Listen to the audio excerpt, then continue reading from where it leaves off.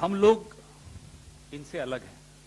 हम राजनीति में भी मानवीय संवेदना का स्थान बनाने की चेष्टा करते हैं, वो मानवीय संवेदना में भी राजनीति तलाशते हैं। ये अंतर है और ये अंतर स्पष्ट है, लोगों को दिखना चाहिए।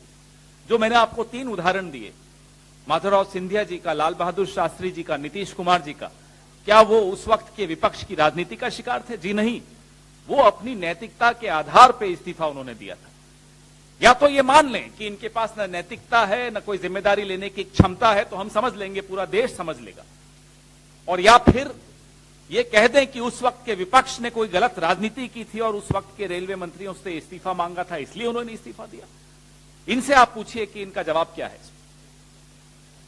वैसे तो मॉरल बेस पे इस्तीफा दे ही देना चाहिए, but Modi and moral travel in opposite direction. Sir, a lot of questions are also being raised regarding the Kavach system being installed or not installed in that particular train. But for that matter, now Ashwini Vaishnav has replied and he has said that the main cause of this accident was electronic interlocking, and now the main focus is upon the restoration work. What is your reaction? No, let the focus be on the restoration work. As far as the interlocking system is concerned, which Mr. Ashwini Vaishnav is blaming today, 9th of February, this note was with him. What did he do on this note? On an accident which could have taken place, it just got avoided, and the warning signals were there in this 4-page note. What was the action that was taken by the railway ministry? We demand answers from Mr. Ashwini Vaishnav.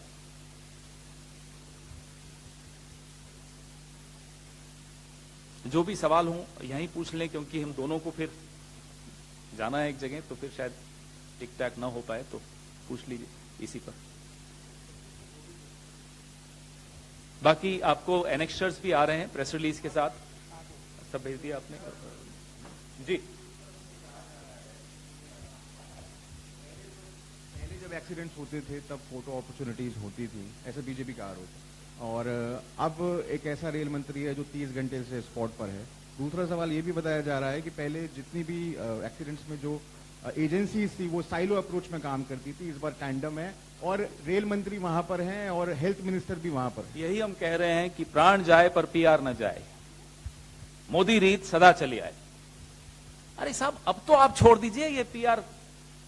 कल आपने देखा, मेरे को बोलना अच्छा नहीं लग रहा ये बोलना, लेकिन आपने मुझे मजबूर किया बोल। कल आपने फोटो ऑप्स देखी, मोदी जी बड़ी सी स्क्रीन पर अपने मंत्रियों के साथ, अफसरों के साथ बालासोर का हादसा देख रहे हैं। क्यों इतने कैमरामैन अंदर थे? उस वक्त मोदी जी के कपड़े क्या थे, वहां पहुंचे तो कपड़े बदल दिए। ये होता है फोटो ऑप। फिर कहते हैं साहब अश्विनी वैष्णव फोटो ऑप नहीं करा रहे। कल हमने देखा था क्या करा रहे थे, आज भी हमने देखा क्या करा रहे थे। आप में से एक रिपोर्टर बड़ी परेशान हो रही थी, इतनी गर्मी में मोदी जी वहां। अरे क्या मतलब है गर्मी में मोदी जी वहां? इतनी धूप, इतनी गर्मी, मोदी जी यहां आए हुए हैं, क्यों? कोई छुई मुई है? प्रधानमंत्री हैं भाई देश के, क्यों नहीं जाएंगे? हरी झंडी दिखाने चले जाते हैं, तब नहीं धूप और तब नहीं गर्मी दिखाई देती। वही हम कह रहे हैं, जो आप लोगों ने कवच खड़ा कर दिया है मोदी जी के साथ, ये देश को नुकसान हो रहा है इस कवच का। आपने तो मुझसे दूसरे कवच की बात की, मैं जिस कवच पे हमला बोल रहा हूं वो कवच बहुत ज्यादा नुकसान इस देश को पहुंचा रहा है। वो कोविड में भी पहुंचा, नोटबंदी में भी पहुंचा, इस दुर्घटना में भी पहुंचा, किसानों को पहुंच रहा है, बेरोजगार नौजवानों को पहुंच रहा है, गृहिणियों को पहुंच रहा है। लेकिन वो कवच आप लोग हटा ही नहीं रहे, तो हम क्या करें बताइए। नमस्कार, मैं हूं मानक गुप्ता। अगर आपको हमारा ये वीडियो पसंद आया हो तो इसे लाइक और शेयर जरूर करें, और हां, हमें सब्सक्राइब और फॉलो करना ना भूलें, ताकि आप देश और दुनिया की कोई खबर मिस ना करें। तो जुड़े रहिए हमारे साथ और देखते रहिए न्यूज़ 24।